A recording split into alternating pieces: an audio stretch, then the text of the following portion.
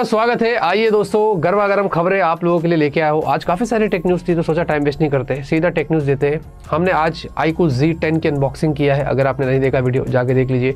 Offer पर I think around 20,000 तक आता है और ओवरऑल एक अच्छा पैकेज है। वैसे iQOO Z10X भी लॉन्च हुआ है, वो भी ऑफर पर 12,500 तक आता है, विच इज़ नॉट बैड। तो उसका अनबॉक्सिंग सेपरेट कर रहा हूँ मैं प्लान, तो अगर जिन लोगों को इंटरेस्ट है तो वो देख लेना। 15 या 16 तारीख तक शायद आ जाएगा।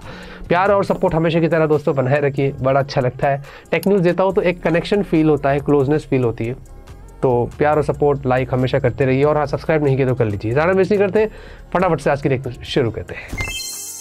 पहली खबर की शुरुआत करेंगे सैमसंग से। फाइनली सैमसंग गैलेक्सी M56 की ऑफिशियल लॉन्च डेट आ चुकी है। 17 अप्रैल को इंडिया में लॉन्च होने वाला है। यस, 17 अप्रैल को इंडिया में आ रहा है। ये स्लिमिस्ट स्मार्टफोन बनेगा सेगमेंट का। आजकल ब्रांड ये सब बहुत मार्केटिंग करती है, बिगेस्ट बैटरी, स्लिमेस्ट, ये वो। सैमसंग M56 भी कुछ वैसी होने वाला है। इस बार बोल रहे हैं Exynos 1480 हो सकता है, तो आई डोंट नो अभी लोगों को कितना पसंद आएगा। बाकी अभी ज़्यादा जज नहीं कर सकते क्योंकि हमारे हाथ में फ़ोन है नहीं। Let's see how it goes, कैसा होता है, क्या होता है। अनबॉक्सिंग करके आपको सब कुछ बताएंगे। MediaTek Dimensity 9400 प्लस अनाउंस हो गया है। बहुत ही क्रेजी चिपसेट यहाँ पर लग रही है। सारे रिकॉर्ड्स इसने तोड़ दिया है। 3 मिलियन प्लस Antutu स्कोर्स इसके आ चुके हैं, जो कि बहुत ज़्यादा है। इसमें Cortex X925 वाली आपको नई यहाँ पर Cortex मिल रही है। आर्किटेक्चर बहुत कमाल का है, प्राइम, और ये 3.73 गीगाहर्ट्ज़ के ऊपर क्लॉक स्पीड है, विच इज़ वेरी इंप्रेसिव। और ये भी 3nm पर आपको मिलता है। 8K 60 FPS का सपोर्ट लेके आया है। और भी बहुत सारे कमाल की चीज़ें आपको इस चिपसेट में मिल रही है।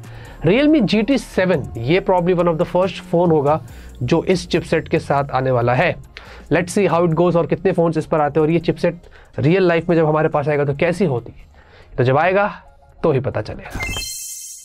तो ऐसा लग रहा है कि भाई पोको वाले अपने Poco F7, F7 Pro, F7 Ultra ये सब कुछ इंडिया में लॉन्च कर सकते हैं, क्योंकि हाल ही में Poco India head Himanshu Tandon उन्होंने एक फ़ोटो डाला, नॉक किया, और ये फ़ोन पोस्टर की तरफ वो खड़े देख रहे हैं, वो पोको F7 Ultra है। उनके हाथ में भी अगर आप गौर करेंगे तो वो पोको F7 Ultra है। तो डेफिनेटली वो शायद प्लान कर रहे हैं इस फ़ोन को इंडिया में लॉन्च करने के लिए। तो हमें शायद 2 से 3 फ़ोन इस बार मिल सकते हैं, या इधर Poco F7, Poco F7 Ultra ऐसा हो सकता है, या तीनों फ़ोन आ सकते हैं, ऐसा कुछ हो सकता है। अभी कुछ पता नहीं, लेकिन डेफिनेटली मई तक बड़ा खुलासा हो जाएगा पोको की तरफ से। इस बार हमें काफ़ी सारे इंटरेस्टिंग फ़ोन्स मिलेंगे। F7 Snapdragon 8S Gen 4, F7 Ultra Snapdragon 8 Elite। How it goes, कैसे हो गए, ये आएगा, सब बताएंगे। स्नैपड्रैगन 8 Elite 2 यहाँ पर इसकी इन्फॉर्मेशन बाहर आ गई है और बताया जा रहा है कि इसका जो Antutu स्कोर होने वाला है वो क्लोज टू 4 मिलियन होने वाला है। बहुत ज़्यादा क्रेजी स्पीड यहाँ पर लेके आएगा, ऐसा बताया जा रहा है। अभी ज़्यादा इन्फॉर्मेशन इसकी तरफ आई नहीं है, बट यही बोल रहे हैं कि स्नैपड्रैगन 8 Elite 2 जो आएगा वो सारे चिपसेट का बाप होने वाला है, जिसका Antutu स्कोर सारे बैरियर्स तोड़ देगा।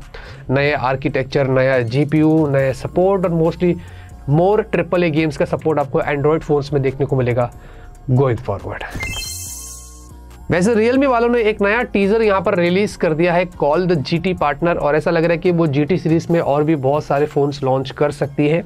ये खाली पोस्टर सामने निकल कर आया है, इंडिया में ग्लोबली कब कहाँ कैसे होगा फिलहाल के लिए इसके बारे में कुछ पता नहीं है, लेकिन let's see how it goes. कितने फ़ोन्स आएंगे, क्या होगा।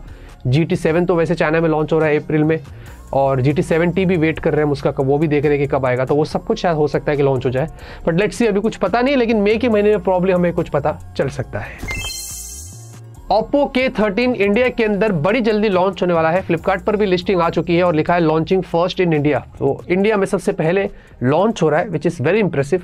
K12X जो था ना, ये उसका सक्सेसर हो सकता है, और K12X इंडिया में 20 लाख यूनिट्स सोल्ड हुए थे। लोगों ने इसको बहुत पसंद किया था। Dimensity 6300 के साथ था।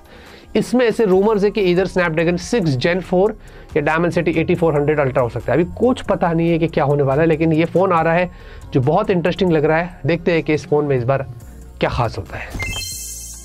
Honor Power, जी हाँ, Honor अपना एक नया स्मार्टफोन लॉन्च कर रहा है। पहले तो आपको बता दूं कि भाई Honor वाले इंडिया के अंदर क्विट नहीं कर रहे हैं। काफ़ी रूमर्स और लीक्स आ रही थी कि भाई इंडिया के अंदर Honor क्विट कर रहा है, लेकिन वैसा कुछ नहीं है। माधव शेठ ने हाल ही में एक नया ट्वीट किया और उसमें उन्होंने बताया कि भाई Honor के वो रूट्स को इंडिया में स्ट्रेंथ कर रहे हैं और वो आफ्टर सेल सर्विस पर नई चीज़ें कर रहे हैं, और साथ में कुछ एक्सक्लूसिव प्रोडक्ट्स भी लॉन्च होने वाले हैं, और ऐसे बहुत सारी चीज़ें उन्होंने इंडिया से रिलेटेड कहा है। उन्होंने कहा कि अभी शुरुआत होने वाली है, तो बहुत सारी चीज़ें वो कर रहे हैं। तो उन्होंने अपनी प्रेजेंस को मेंटेन किया है। जो रूमर्स आ रही थी, लीक्स आ रही थी, उसको पछाड़ दिया है। तो देखते हैं कि ऑनर इंडिया के इस बार क्या खास प्लान है। लेकिन साथ ही साथ ऑनर पावर करके एक स्मार्टफोन जो है वो ऑनलाइन लिस्ट हुआ है। इसके पोस्टर्स वगैरह बाहर निकल कर आ चुके हैं, जिसमें 8000 mAh की आपको बैटरी मिलने वाली है। This is super crazy. कहाँ से कहाँ टेक्नोलॉजी जा रही है। और इस बार मुझे बहुत अच्छा लग रहा है कि बैटरी टेक में हमें कुछ इनोवेशंस मिल रहा है। फ़ोन भी स्लिम है और बैटरी भी 8000 mAh की। सोचो 2026 2027 क्या क्रेजी होने वाला है स्मार्टफोन मार्केट में। भाई देखिए, इंडिया के अंदर अगर आपको बता दूं BGMI आप खेल रहे हैं तो बहुत बड़ा इशू निकल कर आ चुका है। यहाँ पर डेटा ब्रीच की बातें हो रही है। बताया जा रहा है कि जो कॉन्ट्रैक्ट किया था क्राफ्टन ने इंडिया के अंदर 2021 में, उसको वो लोग ब्रीच कर रहे हैं। काफ़ी सारे यूज़र डेटा जो है वो ऑनलाइन टेलीग्राम के ऊपर पर यूज़र 2000 रुपये में जो है वो सेल हो रहे हैं। आपने बिल्कुल सही सुना, ऐसा एलिगेशन यहाँ पर निकल कर आया है महाराष्ट्र के अंदर। हाई कोर्ट के अंदर केस है। अभी सुनवाई इनकी यहाँ पर होने वाली है अप्रैल के अंदर। तो मतलब कुछ थोड़े दिनों में पता चलेगा कि एग्जैक्टली BGMI का इंडिया के अंदर क्या सीन चल रहा है। ये गिल्टी फाउंड होता है नहीं होता है क्राफ्टन, ये तो कुछ पता नहीं है। लेकिन डेटा सेल करने का इशू आ गया है और वो इंडिया में उन्होंने जो कॉन्ट्रैक्ट किया था कि सारे डेटा हमारे सेफ है, ऐसा है वैसा है, उसको अगर वो लोग ब्रीच कर रहे तो मतलब बहुत बड़ी बात है। कुछ भी हो सकता है, फिर हमारी गवर्नमेंट कुछ भी एक्शन ले सकती है। और मुझे पता है आप में से जो गेमर्स हैं उन्होंने स्किप किया रहेगा कैसे पकड़ा। लेकिन ये खबर जो है वो आपको क्या लगता है इसके बारे में? क्या फ़र्क पड़ता है इस बार अगर BGMI बैन भी हो जाता है?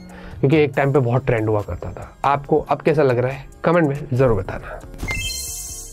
इंडिया के अंदर दोस्तों स्मार्टफोन मैन्युफैक्चरिंग को लेकर काफ़ी बड़ी खबर आ रही है। 2024-2025 फाइनेंशियल ईयर में बताया जा रहा है कि इंडिया के अंदर से लगभग 2 lakh worth crore of smartphones shift हुए हैं, जो बहुत ज़्यादा है। लेकिन आपको पता है इसके अंदर सबसे ज़्यादा अगर कोई फ़ोन एक्सपोर्ट हुआ है वो आईफोन हुआ है 1.5 लाख करोड़। यानी कि 2 लाख करोड़ वर्थ तो फ़ोन इंडिया से बाहर एक्सपोर्ट हुए, लेकिन उसमें सबसे ज़्यादा कंट्रीब्यूशन आईफोन का है, जो कि बहुत ज़्यादा है। सोचो एप्पल इंडिया पे कितना रिलाय हो गया है, इंडियन मार्केट उसके लिए कितनी बड़ी है कि यहाँ से वो फ़ोन बना के बाहर बेचता है। 2 lakh crore worth of smartphones shift हुए एक साल में। This is super crazy. Acer जो है इंडिया के अंदर बताया जा रहा है कि 15 अप्रैल को अपना एक नया स्मार्टफोन लॉन्च कर सकता है। जी हाँ, उसकी कुछ फ़ोन के टीज़र वगैरह आ चुके हैं। फ़ोन दिख रहा है, सर्कुलर कैमरा लेआउट है और ये सारी चीज़ें यहाँ पर लग रही है। थोड़ा सा टीज़र उन्होंने डाल दिया है।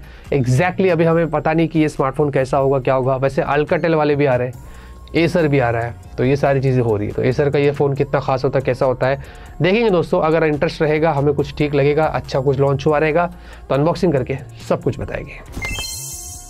Infinix Note 50S 5G India के अंदर लॉन्च होने वाला है अप्रैल के महीने में ही। जी हाँ, मतलब एंड ऑफ अप्रैल से पहले ये स्मार्टफोन इंडिया में लॉन्च हो जाएगा। ये स्लिमिस्ट स्मार्टफोन होने वाला है और इसमें आपको कर्व्ड डिस्प्ले शायद मिल सकती है सेगमेंट की, ऐसी कुछ वो बातें कर रहे हैं। अभी कुछ और नहीं है इस फ़ोन के बारे में एग्जैक्टली क्या होने वाला है, लेकिन ये सारी चीज़ें होने वाली है। अब देखते हैं कि ये फ़ोन कहाँ स्टैंड आउट करता है, कैसा होता है। थोड़े दिनों में इसके बारे में पता चलेगा।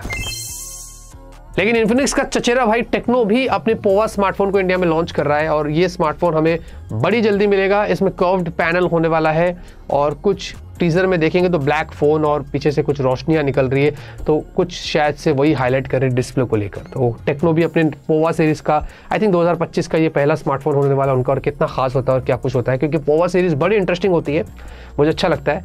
जब आएगा आपको बताएंगे।